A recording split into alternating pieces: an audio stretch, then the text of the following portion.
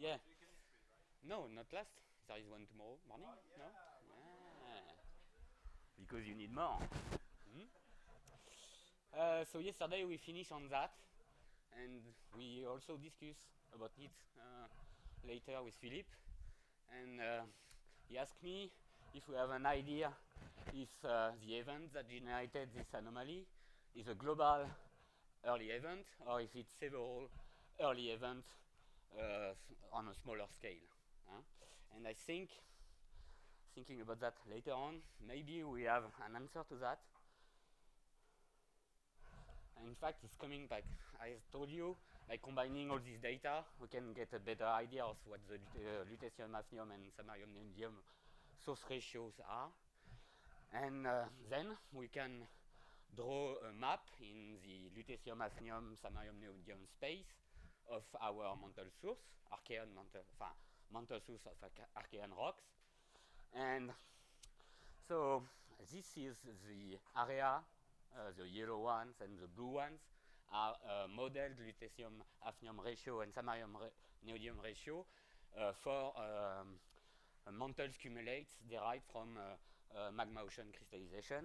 And the models they did for defining these areas is so they assume magma ocean crystallization, and they use a model of Elkins-Stanton in the lower mantle. And so here's what they have done. And so they have first they have assumed they have looked at the partition coefficients of each of these elements. Okay, with this mineral assemblage, which contains calcium perovskite, magnesium perovskite, and periclase, if I remember well. So, and they deduce from that that this lower mantle cumulate should have d lutetium hafnium over d lutetium over d hafnium, coefficient partition of lutetium over the partition coefficient of hafnium is less than 1. So you should have lower lutetium hafnium ratio than the chondrite. All right, but you will end you have this ratio will be more than 1 for samarium neodymium, and so you end up with a higher SMND ratio in these cumulates. All right, but in all the upper cumulates, you have the d values, the ratios of coefficient partition of lutetium hafnium is more than 1, and so you whoops, I make something wrong. Here is more than 1, so it's higher. Sorry, here it's higher, and here it's higher. Yeah, still. So here it's higher lutetium hafnium. Okay, sorry about that. And you get also higher samarium neodymium. Okay, so this is why here upper cumulates are plotting with higher hafnium, lutetium hafnium ratio than Schur, and the lower cumulates are plotting have lower lutetium hafnium ratio than samarium neodymium. No, have lower lutetium hafnium ratio than Schur and than chondrites, and higher samarium neodymium ratio than chondrites. So there is some that have higher also lutetium hafnium than chondrites, but it's just because they assume different proportion of calcium perovskite inside their mineral assemblage. Okay, so if you have a lot of calcium perovskite, like 10%, then your lutetium hafnium will still grow up in the lower part cumulates, in the lower mantle cumulates. Is that clear? So I mean, if all these mantle source sample some really early mantle cumulates derived from the lunar magma from the terrestrial magma ocean crystallization, then we can guess it's probably a large scale process. All right. Okay. So so we have first. So we have early processes, whatever their scale is, that occurred during the first 100 million years of the solar system. That we know that from Ishua. I remember you. Okay. I mean, the age we are getting from the formation of Ishua mantle source is between 4.5 and 4.4. Right? And so there is many other sources where it's the other source that I show here. For many of them, it's the case also. And then, if you look through the time during the Archean, it seems that the signals seems to be diluted. So, what does it represent? It could be either remixing of this early reservoir, maybe. It could also just be because we are less and less sampling this reservoir through the Archean era. But at least this source needs to be preserved at least until the last anomaly we see, which is at 3.4. So that means that this reservoir that has been formed at 4.4 are still a bit in the mantle at 3.4. So that means that you need to preserve them over a long period, and maybe it could suggest sluggish mixing during the Hadean era. That's just a suggestion. Okay, but what so far, when you look at Phanerozoic samples, no anomaly, no 142 neodymium anomaly has been found yet. And we will see that for later, that for 182 tungsten anomaly, it's not the case.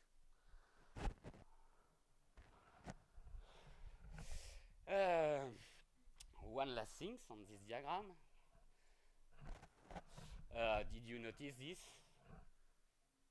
I mean, this is really old age for a rock, no? 4.3, 4.4. So where is this age coming from? In fact, this is coming from the Nuvu Ajituk isotope. It's an Inuit names. And we see there is plenty of names in this area like that, so it's great. They are so difficult to pronounce in a talk. It's wonderful. So, Nuvu Ajituk amphibolite, is it the oldest rocks on Earth? Why I'm saying that is because from it, Jonathan O'Neill that has published this data, and in fact he found an isochrone, but a 142 neodymium isochrone within a series of terrestrial rocks from inside these amphibolites. All right. So this is the measured samples here. Okay, and you get a nice correlation. What? On the left here. So that's not the amphibolite. This is the rocks. I always put a map and a rock because I feel more geologist than. And then people ask me a question about the map that I don't understand because I'm spending my life in the lab, not on the field.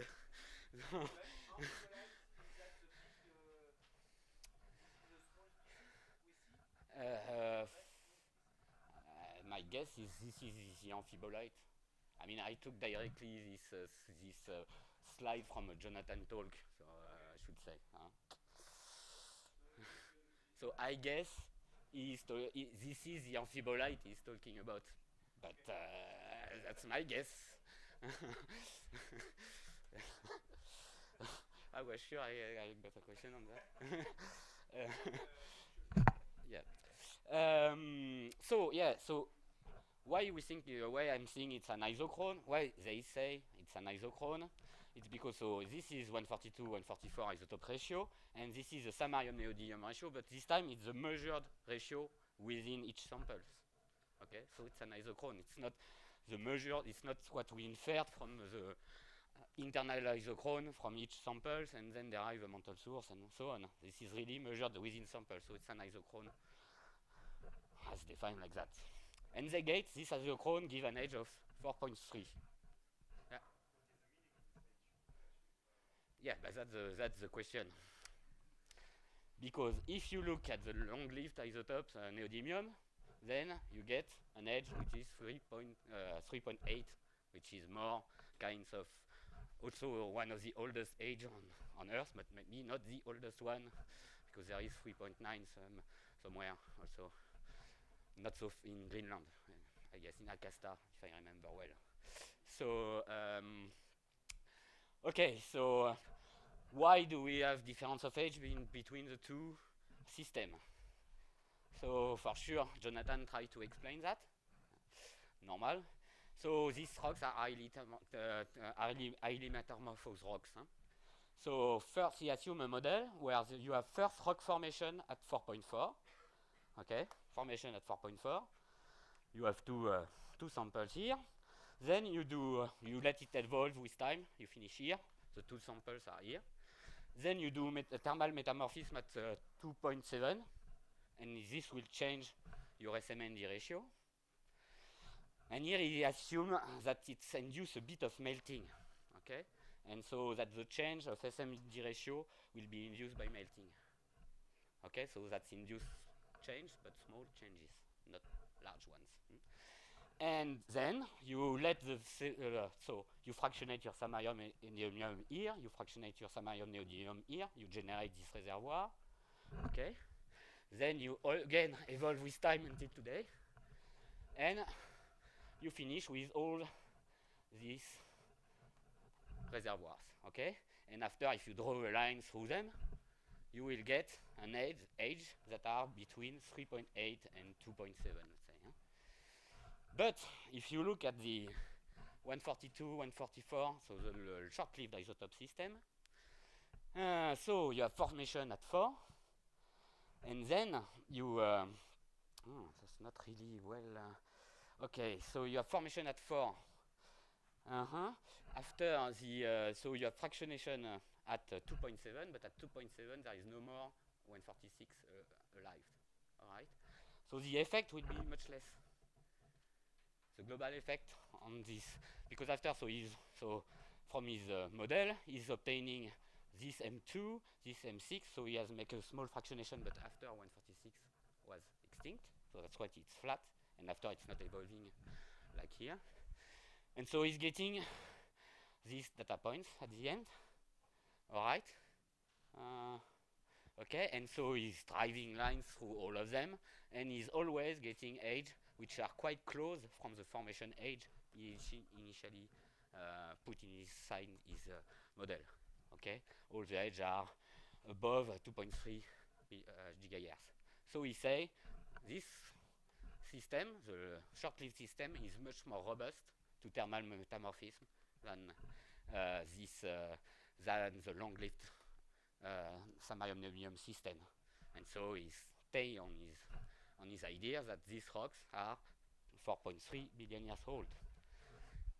But there is several other studies from other groups that don't agree with this point of view, and they say it's not an isochrone, it's just a mixing line, because in an isochrone diagram, mixing lines are also makes also lines like an isochrone, but it's not an isochrone, it's just a mixing line. All right.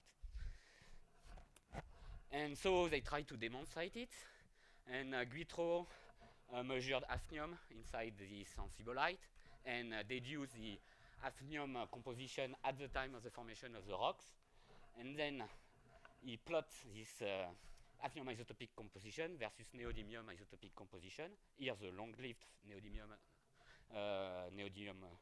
the result of long-lived neodymium, samarium neodymium ratio chronometers, and here's the short-lived. All right. So here he's assuming a mixing between something that has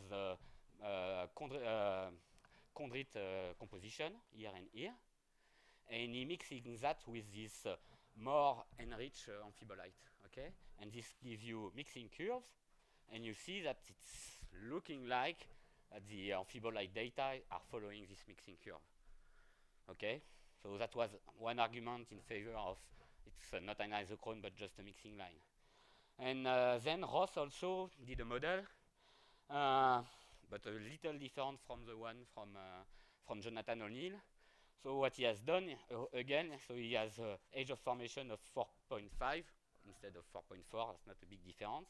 But here he is remixing the products, so he let it evolve with time. Then he is remixing a product here with a product here. All right. And I think I make something wrong.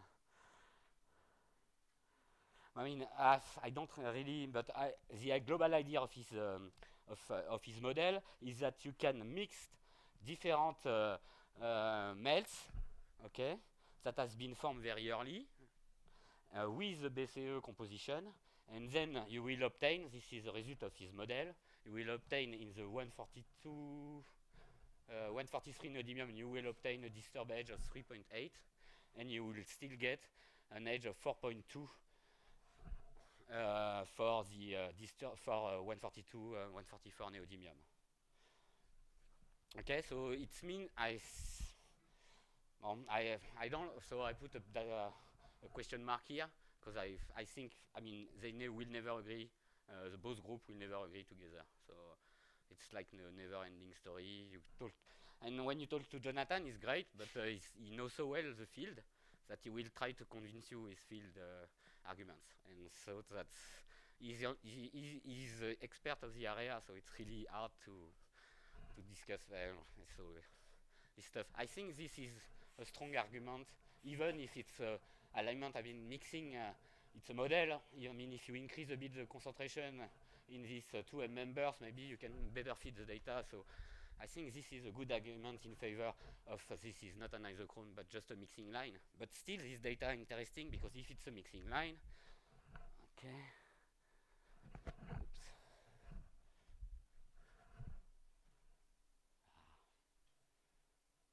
Okay, if it's a mixing line between the normal mantle today and something which is really enriched here, it means that we have a very early enriched reservoir that differentiated very early, probably before 4.3, within the Hadean mantle. So it's quite interesting also. But all right, almost done. Yeah. Yeah.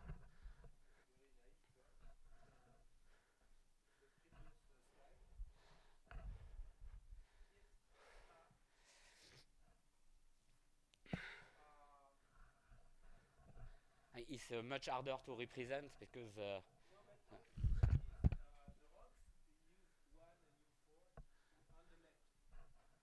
yes, yeah. You form due to rocks, and just by I don't know crystallization of the rocks, you generate SMND. Now here the control here is saying that so you have difference of age 4.2, 4.3. You need to explain them, and one of the two age is wrong, and so here is claiming that by doing thermal metamorphism, you will get a 3.8 age, and here you will keep an edge which is close from the formation edge. All right. So it seems that this system is much more robust. But for sure, it depends of how much fractionation you assume here. If you have large fractionation, I can guess at some point you will also see differences in the. So it's a model again. Huh? If you start to have like hydrothermal circulation, I don't know. Maybe I don't know about the behavior of samarium neodymium. Probably they are both immobile, but.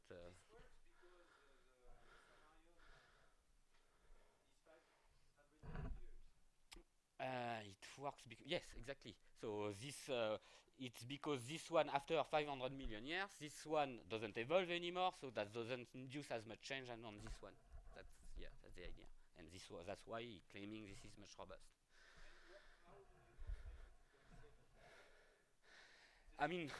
This is coming from field stuff, so they know that at this time there was a big metamorphic event.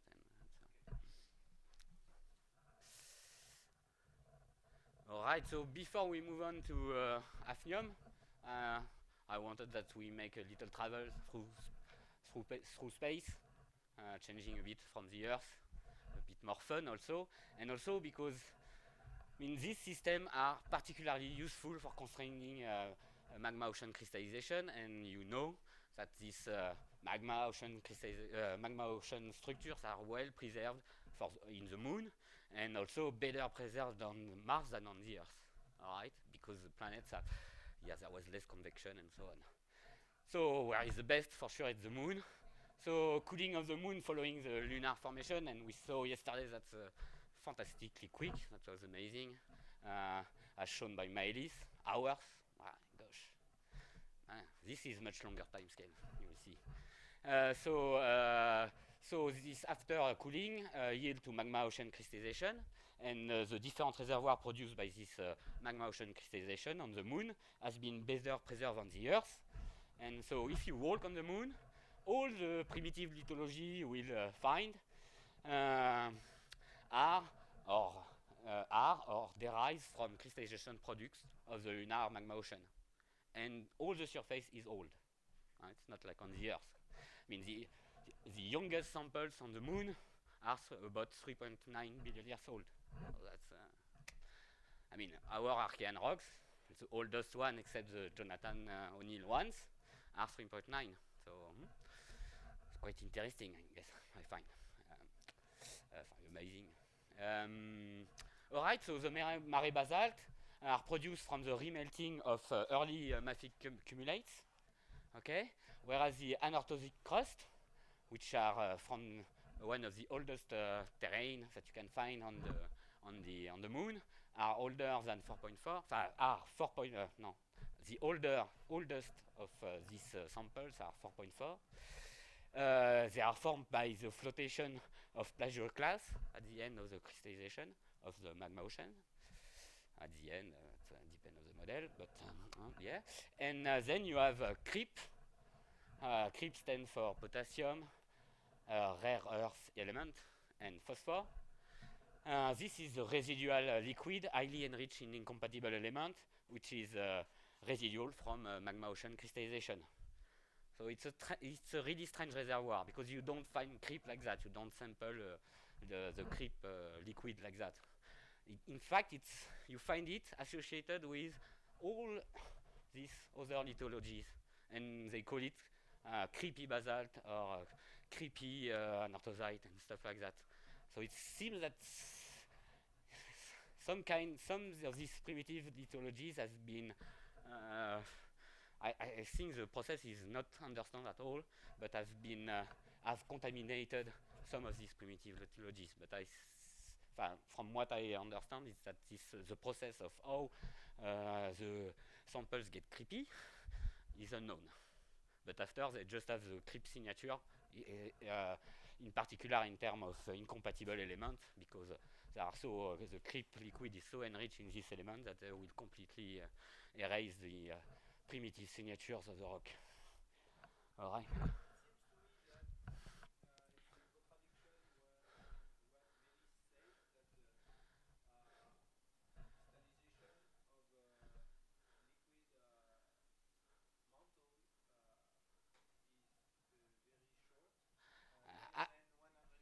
I completely agree, and what I'm going to show afterwards is also in complete contradiction with what Melis said.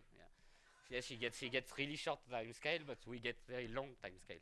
So just even you take the oldest anorthosite, let's say, I don't agree with this time scale, but I mean, yeah, let's say the moon is 60 million years old.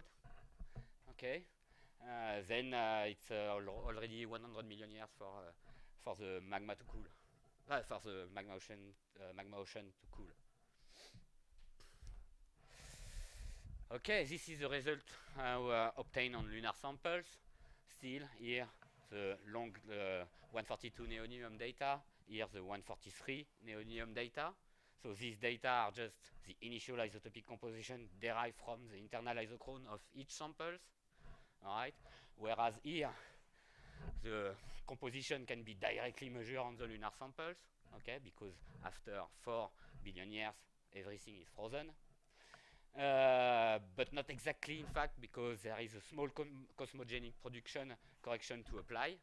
And why we have to do that? Because you know that there is no atmosphere on the moon, so the moon is heavily impacted by cosmic rays and solar wind, and this affects the composition of neodymium, in particular 142, which has a quite large cross section.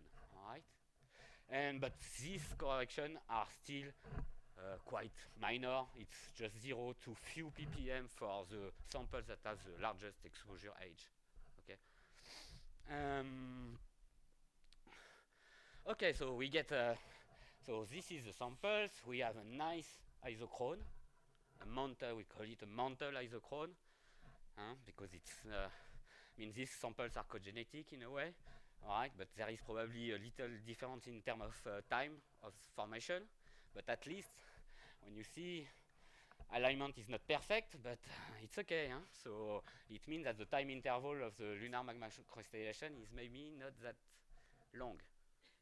But still, we get an age of 250 million years. That's big. But what does it mean, really, this age? That's the problem. So what we think, is that this probably reflects the age of at which the early cumulates settle down and separated from melts. And it's probably occurring around 40% of magma ocean crystallization, and I took that from Solomatov, but I don't find the reference anymore. So somebody know Solomatov? It's old stuff, but I met him not so long ago, so he's still working. He's in St. Louis. Yeah. Yeah. Her daughter is at our lab now. All right. But there is, I don't know so much about this model of magma ocean crystallization, so probably there is much better that has been done today. So now Mars, I'm gonna go quickly through that. On Mars, we have samples from Mars. We have shergotites. This is Martian meteorites, and we have two groups of shergotites. I mean, we have a third class, but it's completely different. I'm not going to talk about it today. So, but just talking about shergotites, which are probably derived from mantle source that are products of the magma ocean crystallization on Mars. So you have enriched shergotites that samples mantle source which are enriched in incompatible elements, and depleted shergotites that samples depleted reservoir, probably lunar magma ocean cumulates, whereas here it will be lunar Martian magma ocean residual melts. All right. What is interesting is that it seems that you have a little difference of timing in terms of the difference of formation times between the mantle source of this shergotite and of this shergotite. This difference of time is about 22 million years. So that's I mean, if you can model how you can go, how much you need to fractionate. I mean, if you make a similar model that we have done on the Earth and so on, you can probably deduce how long you need for the entire magma ocean to, Martian ocean to crystallize. But probably it occurs up to, it's a progressive crystallization up to 100 million years. So that's quite long still, completely different from the time scale obtained by models. But that's the data. Okay, done for 142 neodymium. Not too bad, 1.5 hour. Okay, then switch to hafnium.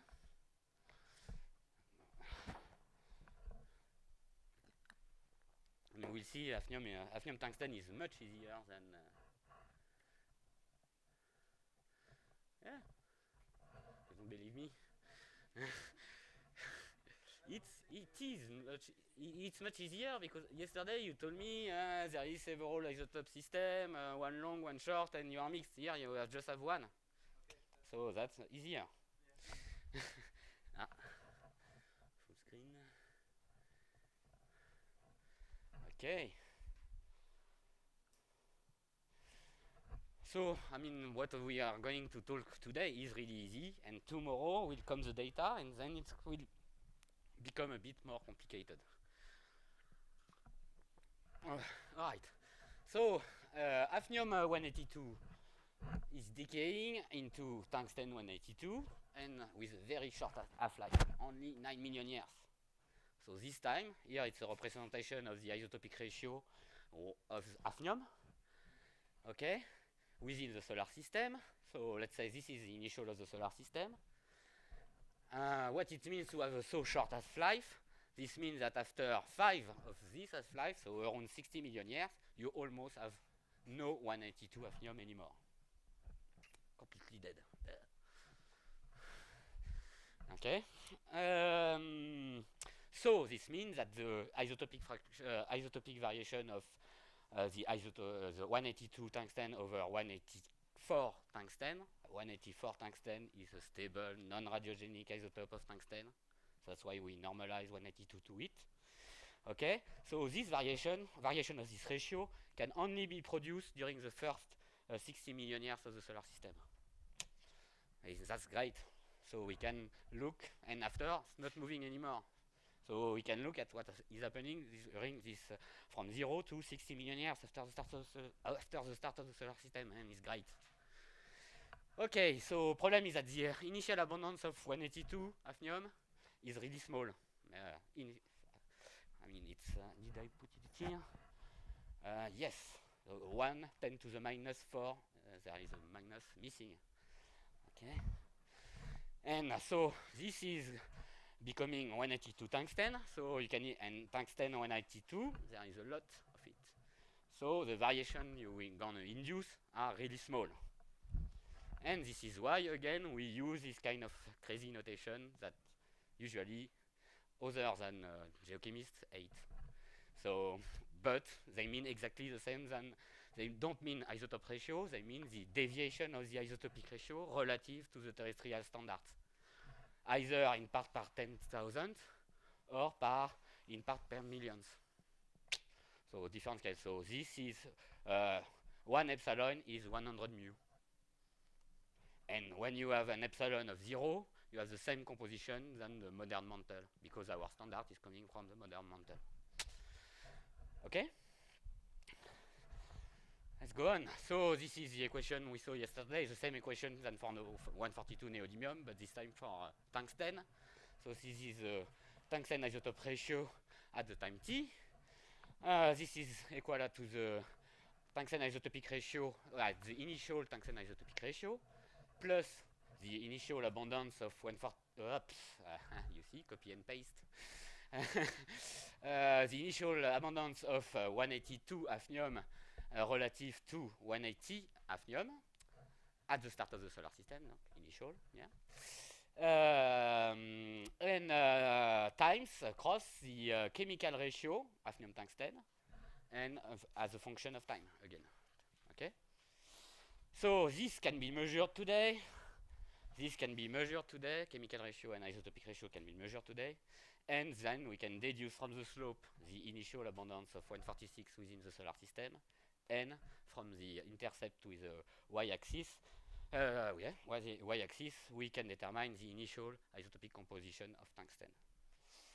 So, how do we know? Yeah, how do we know that there is 182 tungsten alive in the solar system? So we just pick up a sample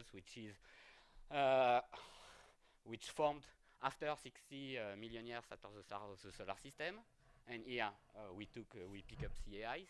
This time is you prefer it. Huh? You didn't like you cried last time. I saw it. So you get an isochrone, very nice isochrone. You get a beautiful age. It's really, really precise. Huh? I mean, it's amazing. Huh? You get 1 million years precision, 4.5 billion years ago. I'm always impressed by that. Okay, so you have an age, you have an initial isotopic composition. No, you don't get an age directly. You first get the slope. The slope is this. So this is the hafnium isotopic composition at this time. Okay, but this time, the time of CAI is the edge of the solar system. The edge of CAI is the edge of the solar system. Okay, so we are fine on that. But we still need to anchor it to a real time, as I said last time. Okay, to lead. So it's with CAIs it's fine because they are also formed quite fast. So there is no difference of time between there is no difference of time between the two systems. I'm never good in explaining that. Huh? Okay, so chemical behavior of the two elements. So hafnium is very refractory. It behaves much more like a middle rare earth element. Right? It's strictly lithophile, so it's never going inside the core. And hafnium is incompatible in most magmatic systems. I say most because it enters zircon structures.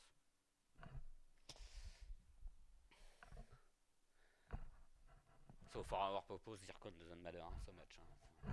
We consider it's highly incompatible. Okay, tungsten is very refractory also. Much even more refractory than hafnium. Tungsten is a transition metal. Okay, it's called what we call the moderately siderophile element. Okay, so it prefers metals, but not as much as a highly siderophile element. So highly siderophile elements are platinum, rhenium, iridium, or what do you say? Comment on dit or? Gold. Wonderful. Yeah. So this is highly siderophile. Moderately siderophile are elements like tungsten, molybden, cobalt, and so on. So what does it mean? Moderately siderophile is just that you have a partition coefficient, a metal silicate partition coefficient between 20 and 100, whereas highly siderophile elements are more d values of 1000 or more. So they are concentrated in the core. Almost 90% of the tungsten is inside the core. So almost nothing, 10% only in the mantle, not much.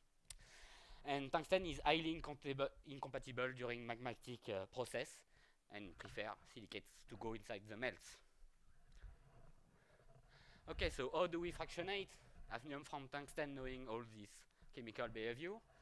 So there will be no fractionation during accretion, so by evaporation and condensation process, because both are refractory. So you will end up with a bulk object having hafnium-tungsten ratio, which are chondritic. You have a strong fractionation by core formation. This is because hafnium is lithophile, so hafnium go inside the mantles, whereas tungsten, as I show, is mainly going inside the core. So then you will produce bulk mantles with highly superchondritic hafnium tungsten, but I mean in bulk mantles, and almost an hafnium tungsten ratio of almost 0 inside the core. You can also induce fractionation during the mantle differentiation. This is because hafnium is less incompatible than tungsten. So it's incompatible inside spinel and clinopyroxene, but hafnium is entering a little bit more inside these two structures.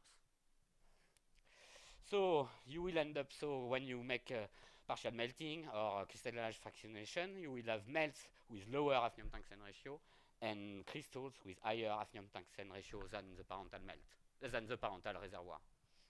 Okay? And so we can use tungsten for investigating both core formation and mantle differentiation. So that's really you can do. It's like a Swiss knife. Okay, you can do everything you want except looking at accretion. Oh, who cares? Okay, well, yeah. So the history of the hafnium tungsten system is not that I will say it's a bit nasty. It has not been a quiet river. So tungsten is an element which is difficult to analyze in terms of isotopy. It has a very high first ionization potential, which makes it very difficult to analyze by thermal ionization mass spectrometry. And in the earliest time, the only method for measuring isotopes was TIMS. So thermal ionization mass spectrometry is TIMS. That will make my life easier after. Okay. And the variation, as I say, are really small. So you need to reach the epsilon level precision. Okay? So it was not until the 80s that there was there was a way to measure tungsten isotope to sufficient precision in bulk samples. And so this was done by Chuck Harper. He was the first to report 182 variation in the solar system. Okay, in fact, I think no, he shows that in fact he looked at he measured an iron meteorite. You know what an iron meteorite is? Better than you cried. Yeah, exactly. So this is the core of Planetesimal. Yeah. All right. So you see, this is the isotopic composition he is getting for irons, and this is the composition of tungsten, normal tungsten, because I mean it was just burning tungsten filament. So instead of having, usually for measuring tungsten, we put a rhenium filament, we put our samples on it, tungsten from the samples on it. But here it's just burning a tungsten filament, which tungsten is coming from the Earth, so it gives us Earth composition. Okay, and you saw in a little difference. You saw a deficit of 182 tungsten inside the iron meteorites relative to the Earth. So fantastic! This is the first proof of the evidence that there was 182 hafnium in the solar system. Okay, so now we have precise data on CIs and so on, but at this time, that was the first time. So, okay. So, as I say, limited precision by n teams. And I don't want to enter too much into that. I already say all of that, just to show you the machine that they were using at this time. You look at this really nice computer. It was still in the lab when I arrived in Maryland, and we were still using it. It was working pretty well.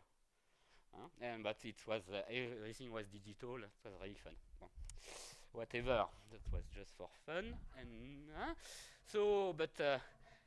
in the 80s, so just after Harper discovered the presence of 182 hafnium alive inside the solar system, arrived on the market the multi-collector ICP-MS. So ICP-MS, yes, because I always forget how to spell. Multi-collector inductively coupled plasma mass spectrometer. Okay. So here, instead of ionizing your sample on a filament, you just put your samples into solution, throw it inside the plasma, and the plasma ionized everything. But because it ionized everything, there is much more isobaric interference on this kind of measurement than with the other techniques teams. And this is probably because this is isobaric interference that there has been so much problems. So, and Alex Hallyday get one of these machines very early, and he pushed tungsten isotopic application because I mean it was much faster and much easier, much faster, and maybe a lot. You win in precision also, not only in time, by using this kind of machine compared to teams. So, and that's what they found. So that's forget about this is an old. That was the data they get for. That was the data they get in their 96 papers. So here it's carbonaceous chondrite. Okay, so still chondrite. And here is the Earth. So he's getting same value for the Earth and chondrite. Okay. So what was concluded from that is that the Earth core formation occurred later than 60 million years, and that in that case, why measuring tungsten? No so much interest. And so for 10 years, people, I think there was people measuring tungsten, showing that it was wrong, but the paper never got accepted. And it's only 10 years later, 6 years later, but almost 10 years after, 20 years after Harper, that a few groups reported that the first data published by Hallyday and et al. Were all wrong. It's a huge mistake. I mean, it's when you look at it. So this is the chondrite these groups analyze. This is the Earth mantle. It's 200 ppm difference between those. So it's in terms of measurement, it's huge. You look at the error bar. It's completely different from the Earth mantle. So don't know why Hallyday missed it, but he missed it probably because of isobaric interference and because he was pushing like hell for getting the data. But I don't know. I was not there at this time, so but I heard about it. Okay. So among other implications, for sure, this causes major revision in the thinking of when the terrestrial core should separate or segregate. Okay, because if you have a difference between the chondrites, so the Earth is supposed to be bulk Earth is supposed to be chondritic. Okay, so if you have a difference between chondrites and the Earth, that means that the Earth this is coming after, and this will be much easier. So, new conclusion: the Earth core segregated before 182 hafnium was extinct. So, why is it? Where is it coming from? So, this is 182. This is tungsten isotope composition here. This is the time after the start of the solar system here, and this is in red the evolution of the solar system composition. Okay, this is the chondrite we measure today. Okay, and here, in contrast to samarium-neodymium ratio, we cannot back calculate this evolution using the hafnium-tungsten ratio we measure inside chondrites, because chondrites contain little metal grains, and so when you measure, and they are not homogeneously distributed inside the samples. Okay, so when you take a little piece of chondrite, you measure its hafnium-tungsten composition, it will reflect only the proportion of metal you have inside. So the best way to get the initial of the solar system is just to take the initial of CAIs that I was showing before. Okay. For us, that was far away, so should I look? No, it's fine. Okay. So the red line will be the evolution of the solar system. So if you want to go to obtain a mantle which has 2 epsilon unit, which is 2 epsilon unit more radiogenic than the chondrite, what you need to do is to fractionate your hafnium tungsten during the lifetime of 182 hafnium. Okay, and so then the radiogenic, the isotopic composition of the mantles will increase faster than the one of chondrites, and you end up here. And this will mean, for that, you will need an hafnium-tungsten ratio of 18. Let's assume that the mantle has an hafnium-tungsten ratio of 18, then you get an age of 30 million years. But this is just because, I don't know, 2 days ago, Maëlys presented a diagram where she was showing this isochrone, where there was CAIs, and then there was the Earth. In fact, it was not the Earth, but the mantle that she was showing, and it was exactly the same, but in an isochrone plot. The same as what I'm showing here. So she was showing one-stage, two-stage model age for core formation. 2 stage would mean 1 stage, 2 stage.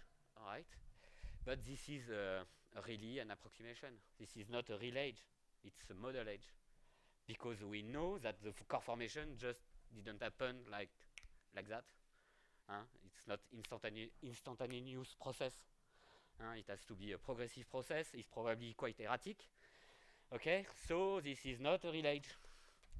Just keep that in mind, because sometimes you look at the paper, you pick up the age, and you say the core is 30 million years. No, probably the core formation started within the first million years of the solar system. Irons are differentiated at 1 million years. Okay, Earth is built from accretion of planetesimals. So at the end, core formation is starting at 1. But after, you have an evolution of the silicate parts, which is growing, where hafnium tungsten is getting higher and higher, sometimes with peaks and stuff like that due to giant impact. But at the end, you end up here. Donc this is still true. This is the onset of core formation should occur during the lifetime of 182 hafnium. Okay. Maybe I will just no, maybe this is completely different. So we're gonna switch to. So what I will. So I could talk thousands of hours during about core formation and how we can constrain it with hafnium tungsten. What I just wanted to show you, in fact, for the later for the following for the discussion of tomorrow, is that the Earth mantles today has a very different composition than chondrites today. Okay, so if you put a little bit of chondrites inside the mantle, you will change the composition of the mantle. All right, and same if you add a little bit of core materials to the mantle, you will change a little bit your composition of the mantle. And this is I'm gonna talk tomorrow about this little variation within the Earth mantles that can give us a lot of constraints, but I can show you that it's also it's a growing field at the moment. So yeah, I'm done. Thanks.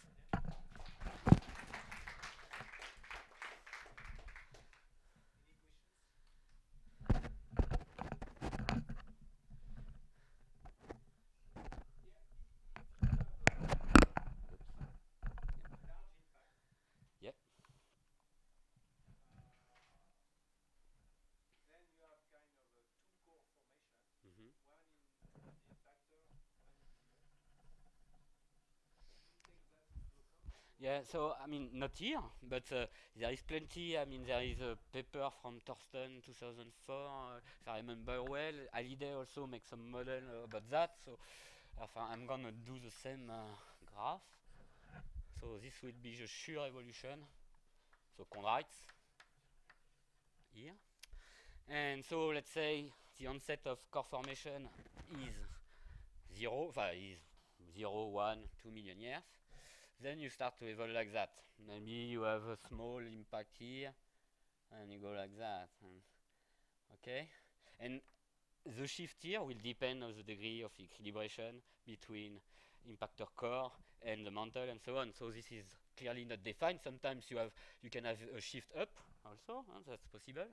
That's if you add only core materials, and that if the core of the impactor is directly merging to the Earth core, then you go up like that, and then you evolve like that, and so that would be maybe a giant impact, and at some point when this is the end of this is 60 million years,